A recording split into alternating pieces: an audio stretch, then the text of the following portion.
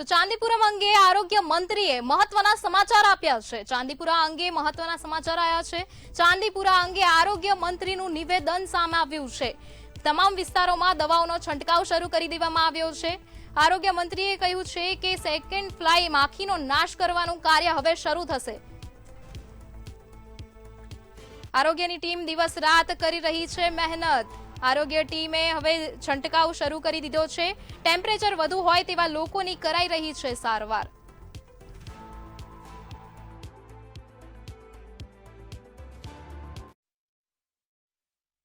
એક જગ્યાએથી એક જ પેશન્ટ મળે છે અને તુરંત જ આરોગ્ય વિભાગની ટીમ ત્યાં કામગીરી કરે છે, જેથી કરીને બીજા પેશન્ટને એ માખી કરડવાથી બીજું પેશન્ટ પણ ચાંદીપુરા વાયરસ પ્રાપ્ત ન થાય એનું તનતોડ મહેનત કરી રહ્યા છે। જેના હિસાબે કોઈ એક એરિયા કે એક ગામની અંદર બીજું પેશન્ટ મળ્યું જ નથી।